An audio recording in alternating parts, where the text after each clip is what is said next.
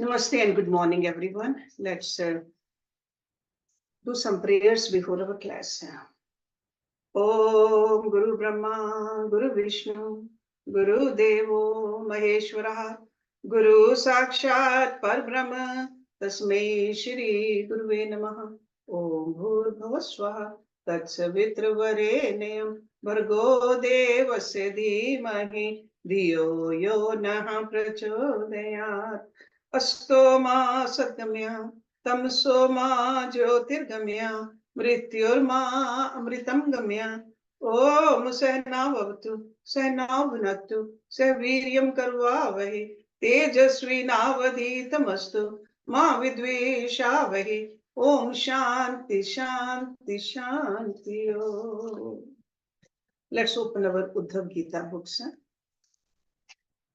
And we are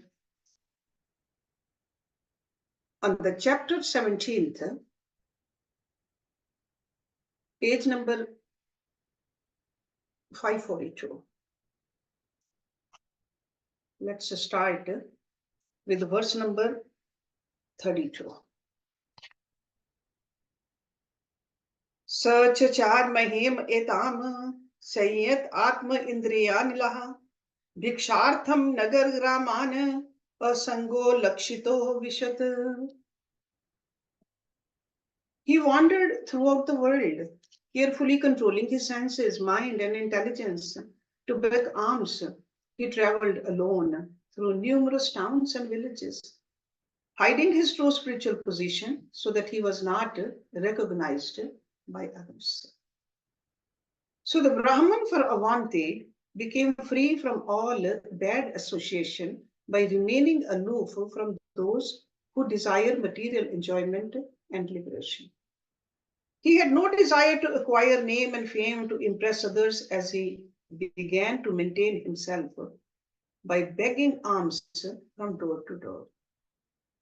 In the Chaitanya Charitamrita, it is said, according to their karma, all living entities are wandering throughout the universe.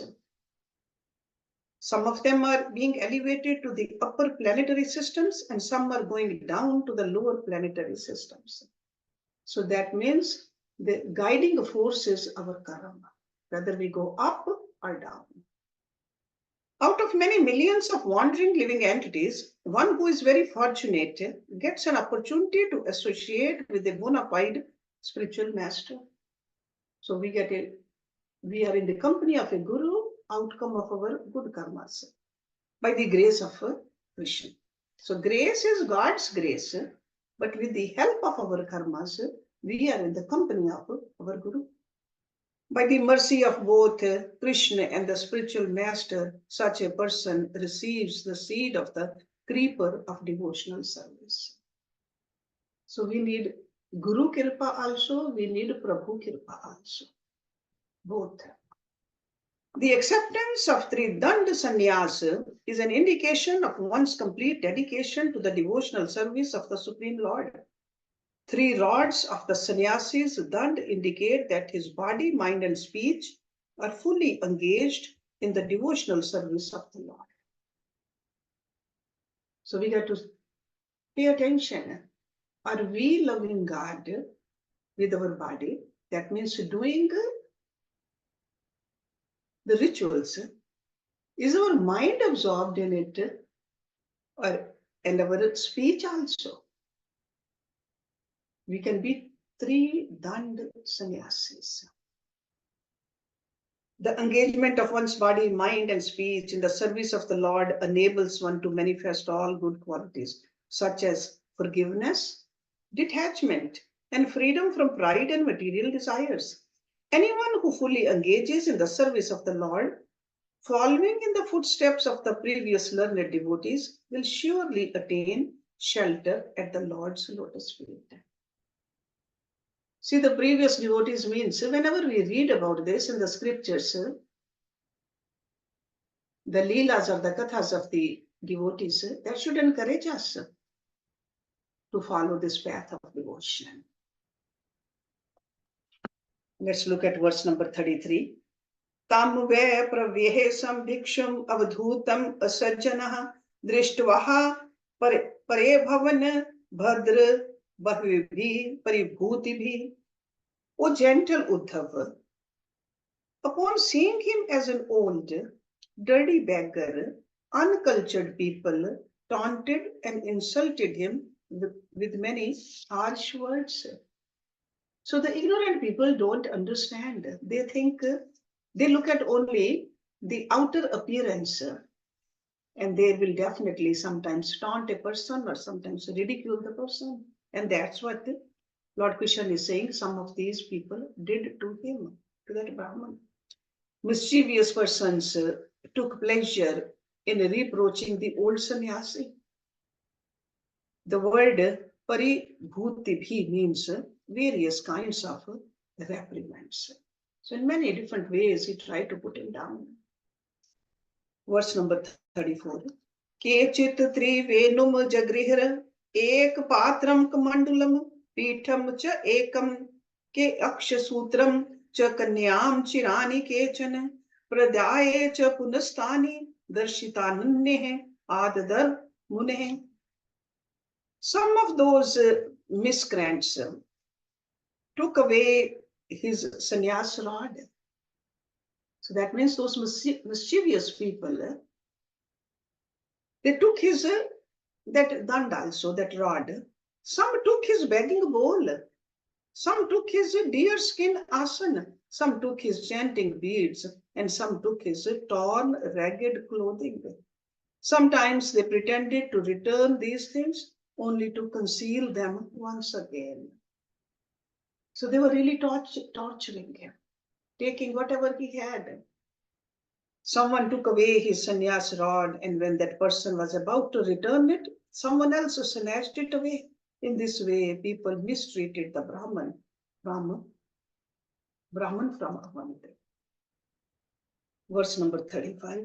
Annam cha bhakshe sampannam bhunjanasya he saritate mutriyanti cha papishtaha shathivante asya cha murdhani. When the Brahman would sit down by the side of a river to eat the food that he collected by begging, sinful people would come and pass urine on it and then spit on his head. Can't you even imagine? I mean, what kind of a people will do these kind of actions? These wicked people urinated on his food and spat on his head. Verse number 36. Yat vacham vachyanti tadyanti navakti chet tarjayanti he aprehe vagvi sateno yamiti vadina badananti rajvahatam kechit badhyetam badhyatam iti. Although he had taken a vow of silence, foolish people who tried to make him speak. So that means he was doing the Mauna Vrata, they will make him speak. And if he did not utter a word, they would beat him with sticks. There were others who would say, this man is a thief, and then they would tie him up with their rope. Verse number 37. Kishipantyehe eke bajananant esh dharam dhwaja shatha kashin with imam vritim agrihit swa jano jijitaha. They would insult him by saying, this man is a hypocrite and a cheat. He lost all his money, and so his family rejected him. Now he has put on the garb of a sannyasi just to fill his belly.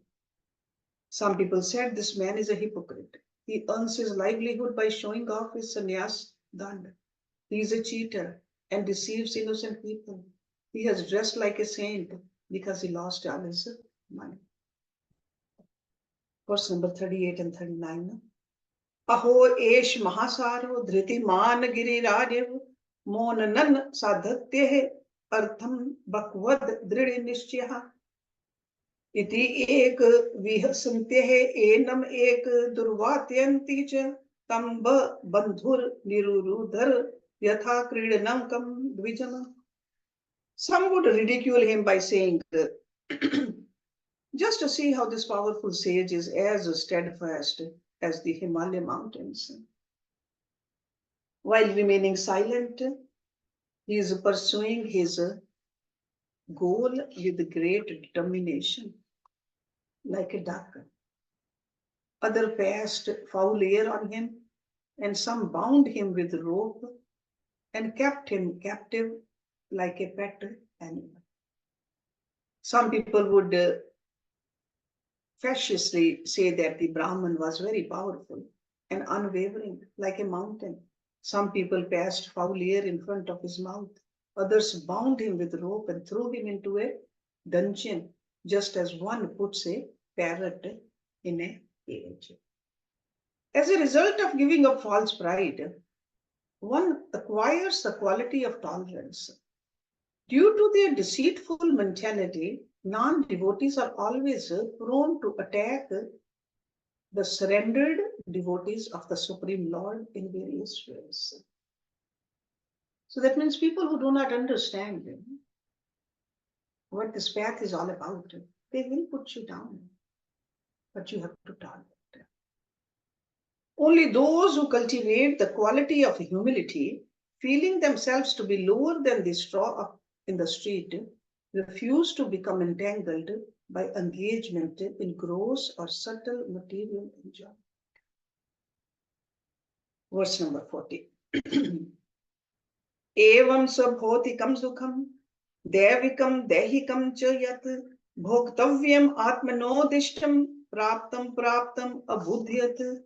In this way, the Brahman repeatedly suffered the threefold material miseries: adhyatmik, adibhautik, and adidevik. Understanding them to be allotted to him by providence and therefore unavoidable. So providence over here means he said that, yeah, this is my karmas, they're coming back to me, and I got to just bear them, tolerate them. So adibhautik miseries are those caused by other living entities. Adhyatmic miseries are those caused by one's own body and mind. And adhidevic miseries are those caused by the demigods who control the forces of nature, such as heat and cold. The conditioned soul identifies with his material body, and because of this misconception, it is very difficult for him to tolerate the miserable conditions of material existence. The threefold miseries can be tolerated only by one who has taken shelter of the lotus feet of Shri Nityananda Prabhu, the exalted elder brother of the most magnanimous Shri Krishna Chaitanya, who is none different from the son of King of Braj. Those who are endeavoring to remain fixed in devotional service to the Lord do not become agitated by the words and actions of atheists, because they know that the non-devotees' envy is a natural manifestation of their conditioned life. So they cannot do anything other than be envious or act, they are acting. Understanding that the atheists are acting helplessly under the control of the material nature, they consider it their duty to forgive them. Okay? So only a bigger person can forgive. Forgiveness is not a weakness. Forgiveness is the greatest strength. The three Dandi sannyasi of Avanti could realize these principles within himself as a result of his sincere surrender to the Lord. So that means all those people, they were ridiculing him, they were insulting him, but he could tolerate them. Okay? So he did not hit them back. Verse number 41. Paribhut imam gatham agayat naradhame patye divi swadharam sav dhritim asthaye satvikim.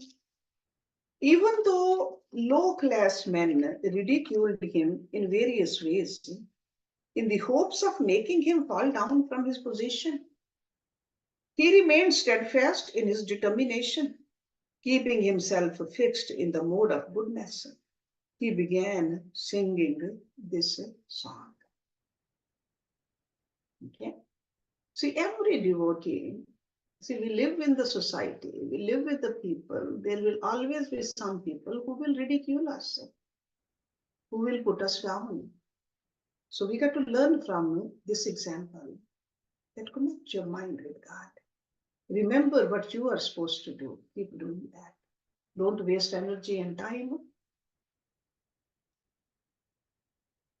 by acting the way the other people are acting, that they don't know.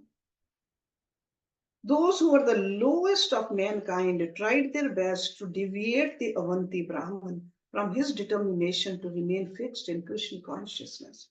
All such attempts had no effect, however, because he remained firmly fixed in his resolve while singing the song that is recorded in the following verses. So the phrase Satvikim Dritri is explained in Bhagavad Gita. O son of Pritha, that determination which is unbreakable, which is sustained with steadfastness by yoga practice, which thus controls the activities of the mind, life, and senses, is determination in the mode of goodness. That is sattvic. So more and more sattvikta in our nature, more and more endurance we have towards all these insights. Those who are envious of the Lord's devotees are certainly the lowest of men and are destined to traverse the path to hell in the near future. Indeed, atheists take pleasure in disturbing the devotees, either by jeering at them or even by becoming violent. In spite of all such torments, however, the devotees remain tolerant. Being determined to stay fixed in the mode of goodness, as advised by the Lord, as described by Sri Rupa Goswami in Shri Upadesh Amrita. We have another verse over here. A sober person who can tolerate the urge to speak, the mind's demands, the actions of anger, and the urges of the tongue, belly, and genitals is qualified to make disciples all over the world. So, in other words, total control over your senses also, over your body also, over your thoughts also, over your words also. Only then you are a devotee. So do we have that kind of a control or not? We have to see. Verse number 42. Nayam jano me sukh dukh hetur na devtat mahagrah karam kala mana param karnam amnanti sansar chakram parivartayed yat. So Dvij, in Sanskrit it says Dvij Uvach. Dvij is who? That Brahman. And what does it really mean, Dvij? Dvij means a person who is born again. That means a person who has taken the initiation. So he was a sannyasi. So that's why he is a Dvij. Okay, Dusra Janam. Those people are not the cause of my happiness and distress. Neither of the demigods, my own body, the positions of the planets, my karma, or time. Rather, it is the mind alone that causes happiness and distress and perpetuates one's bondage to the vicious cycle of repeated birth and death. Okay? Very powerful verse, which we should try to remember. Because we often put the blame on other people or even the planets, the stars. But it is our own mind. To work on our mind. After careful deliberation, the Avanti Brahman realized that it was not actually the miscreants who were the cause of his distress. Did he think that maybe they were harassing him under the instigation of someone else? The answer is given in this verse. Neither the demigods, the devtas, the body, nor the planets are causing me distress. It is the mind that is the actual cause of one's happiness and distress. Under the same situation, one person can feel distressed, the other person is not. So it's not the situation, it's not the people, it's not the stars, it's our own mind. It is stated in the Vedas that it is the mind that sees, hears, and makes one move here and there. Those who are averse to the service of the Supreme Lord must live within the cycle of repeated birth and death. The Supreme Lord is situated in everyone's heart, O Arjun, and is directing the wanderings of all living entities who are seated as on a machine made of the material energy. That is a Bhagavad Gita, verse number 61 in chapter number 18. According to the purport of the verse from the Bhagavad Gita, mental speculators must wander about in the cycle of birth and death, driven by the mind under the direction of the Supreme Lord. The wheel of time causes the living entity, who is the knower of the field of activities, to experience the changing nature of material existence. The Avanti Brahmana understood his mind alone to be the source of all inauspiciousness, despite the fact that miscreants, the demigods, planets, one's karma, and time are no doubt apparent cause. In this regard, one can carefully consider this verse. For most people, the mind and heart are one. But because my mind is never separated from Vrindavan, I consider my mind and Vrindavan to be one. My mind is already Vrindavan, and since you like Vrindavan, will you please place your lotus feet there? I would deem that your full mercy. So this is from Shri Chaitanya Charitamrita Madhya. Okay? So this mind of ours, either we can connect it with this world, with this Maya, then it's going to keep on going up and down. But if we connect our mind at the feet of God, then it will stay stable. Because nothing else is stable. This Maya keeps on going up and down. This world, sometimes people will like us, other people won't. The situation is sometimes beautiful, other times it's adverse. But if we keep our mind connected at the feet of God, our Guru, then it's always the same. This is what he's saying over here. Verse number 43. So remember, this is Brahman talking to himself actually. Mano gunan visrijate baliyastatascha karmani vilakshani शुक्लाने कृष्णानन्ये अथ लोहिताने तेभ्यः सवर्णः सृत्योः भवन्ति. The powerful mind manifests the functions of the modes of nature, from which evolve the activities of the modes of goodness, passion, and ignorance. So Sattvic, Rajasic, and Tamasic. From the interaction of the modes of nature, the various species of life evolve. The mind is habituated to hankering after beautiful women and wealth. Even if one understands the fault of engaging in earning money for sense gratification, the mind will stubbornly insist that without wealth, even religious rituals cannot be properly performed. After all, it takes money to procure flower garlands, ghee, and sandalwood paste. In this way, the mind drives one on and on in the feverish search for meaning. The combination of the three modes of material natures awards one a material body, whereby one sometimes identifies himself as being in a high status of life, sometimes in a low status, and sometimes somewhere in between. These conceptions are material designations generated from the modes of nature, and they arrange themselves according to the tendency of the powerful mind to enjoy temporary sense gratifications. The materially absorbed mind of the conditioned souls who are averse to Lord Krishna's devotional service is under the influence of the three material qualities. When the conditioned soul, and conditioned soul is what? Jivatma, is engrossed in the mood of goodness, he considers the cultivation of knowledge and his reputation as an honest man as all important.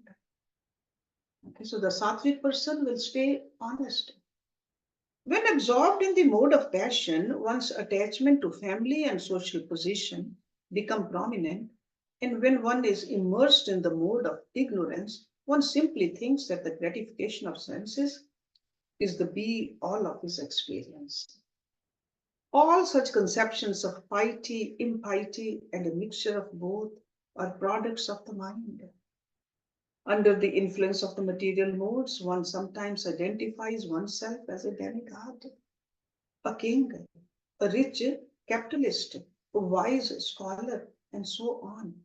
These bodily conceptions are illusions born from the mental qualities.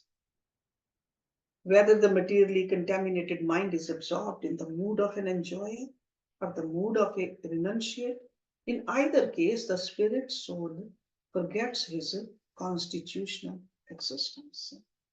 So we forget who we are. And it's not only about ourselves we think this way. Most of the time we are judging others. Who is a scholar? Who is a Brahman? Who is good? Who's bad? Constantly we are just thinking about that. Verse number 44. Paniha atmaha manasaha samihata hiranmayo mat sak udvichaste manaha swalingam parigrihan kamanjushan nibado gun sangatoho asav. Although he is present with me in this body, the super soul is not entangled because he exists eternally beyond the darkness of ignorance, and thus does not identify with the material body and mind. As my well-wishing friend, he simply witnesses my activities, remaining neutral. On the other hand, I, the minute spirit soul, identify the mind, which is like a mirror reflecting external reality, as my very self. In this way, I am engaged in attempting to enjoy the objects of the senses under the dictation of the three modes of material nature. Okay? So this judgment is done by the mind, not by the soul or by God. Does this mean that only the mind suffers the material existence and not the soul? The answer is no. There are two souls within the body. One is the super soul who is untouched by the mind's influence, and the other is the infinite spirit soul, which is under the influence of the materially absorbed mind. So, which right now we'll call Jivatma. When we forget who we are, sure we suffer then. Although the super soul is present within the body as the controller of the mind, he is unaffected by its functions because he is full of transcendental knowledge and the master of the unlimited spiritual energies. He is independent. He is the best friend of the spirit soul. His knowledge never deteriorates as he observes everything as a witness. On the other hand, the spirit soul accepts the subtle body of the mind, intelligence, and false ego as the self, becomes conditioned by the mind and its resultant actions, and remains entangled in the bodily concept of life while trying to enjoy the objects of the senses. Due to the illusion created by the mind, the spirit soul suffers while remaining in material existence. Okay? The same thing in one of the Upanishads we read that there are two birds. One's face is towards enjoying the fruits, the other one is just only the witness. If a conditioned soul comes to understand that dependence on the mind simply produces misery, and is informed that service to Lord Hari is his constitutional position, the desire for material enjoyment or for renunciation of material activities gradually diminishes. To act in our relationship with the Supreme Personality of Godhead is certainly the constitutional duty of the spirit soul. When the spirit soul gives up his constitutional engagement and becomes conditioned by the external energy of the Lord, he remains engrossed in contemplating the so-called happiness of temporary sense gratification, not realizing its insignificance. When one advances on the path of cultivation of spiritual knowledge, lending submissive oral reception to the transcendental sound vibration, he can understand the purport of the verse beginning with Dva Suparnaha. Okay? Dva means two, Suparna means birds. It is only after accepting the Supreme Personality of Godhead as the object of one of the 5 types of Rati that one can distance himself from the influence of the 3 modes of material nature by controlling the turbulent mind. So 5 types of Rati means the enjoyment through the senses, and we have 5 senses.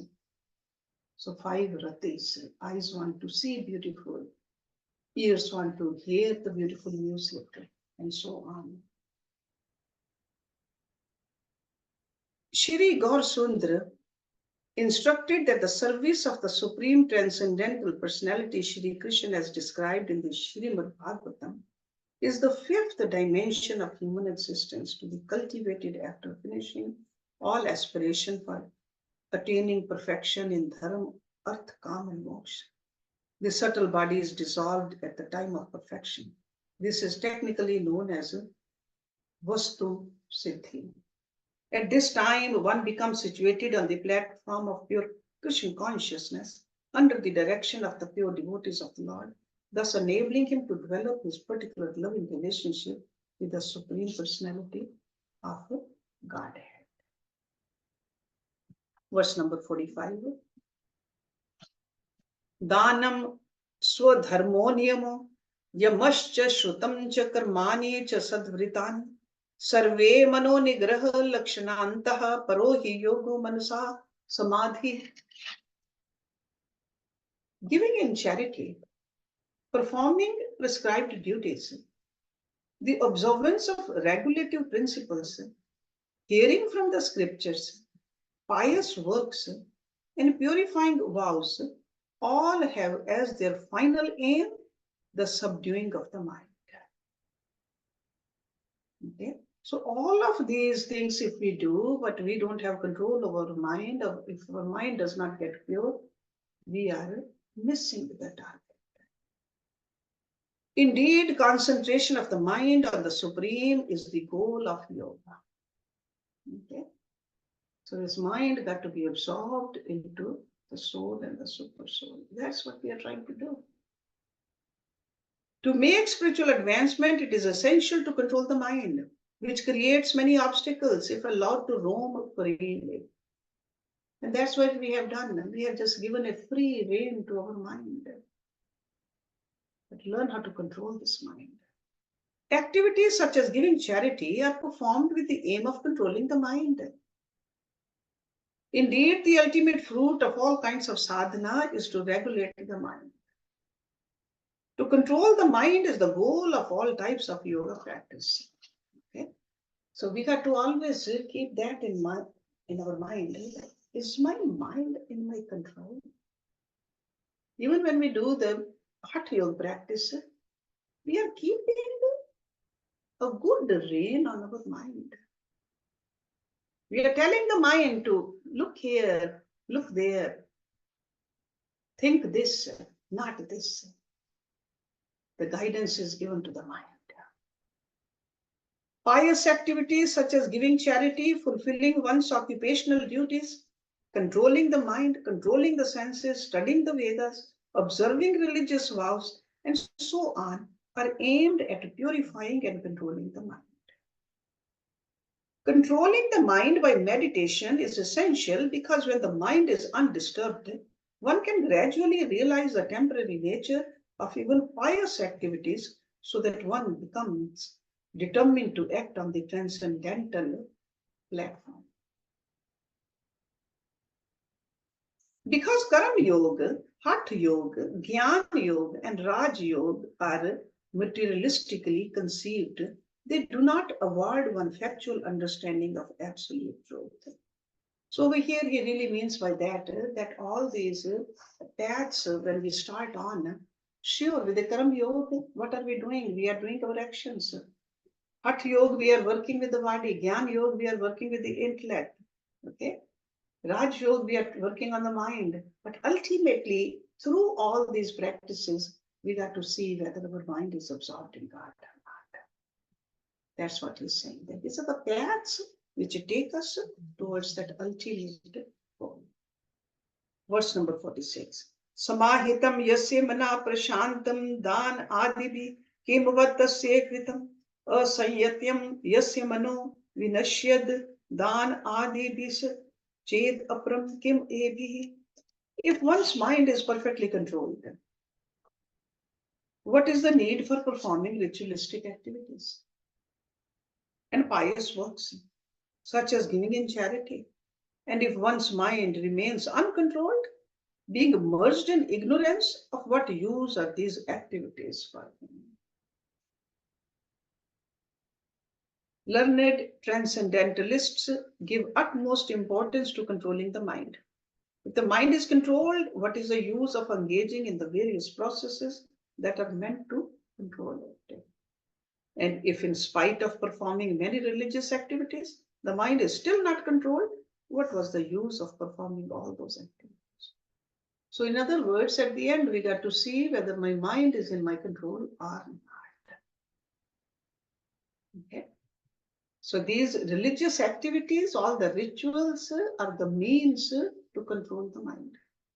If the mind is not being controlled with these rituals, what good is it then? Okay. In this connection, one should consider this verse from the Narad Panchrat. And we have done this before when we did the Narad Bhakti Sutras.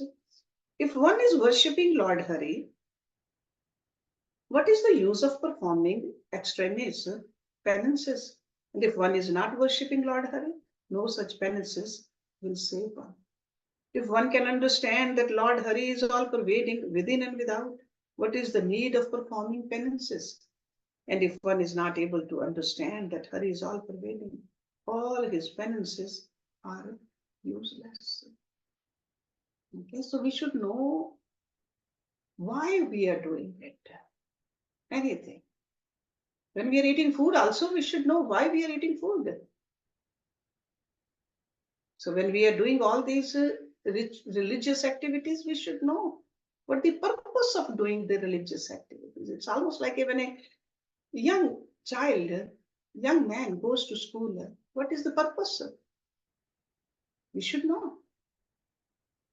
Okay, any action we do, we should know the purpose. If we don't know the purpose and blindly keep on doing it, we are wasting our time. Okay, so let's do one more and then we'll stop with here today. Verse number 47. Mano vashe anyehi abhavan swadeva manascha na anyasya vasham sameti bhishmo hi deva sahasa sayyan yujad vashe tam sahi dev devaha. The demigods who control the senses of the conditioned souls are also under the control of the mind.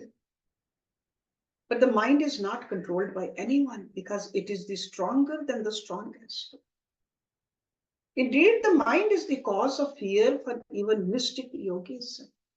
Therefore, anyone who can control his mind becomes the master of the senses. So again, he is emphasizing the importance of controlling the mind. And these demigods, the devatas, sometimes we think the devatas are just residing up in the heaven. Devatas are right here too. Okay, the controllers of our senses, they are called devtas too. One may inquire, besides controlling the mind, is there need for a separate endeavor to control the senses?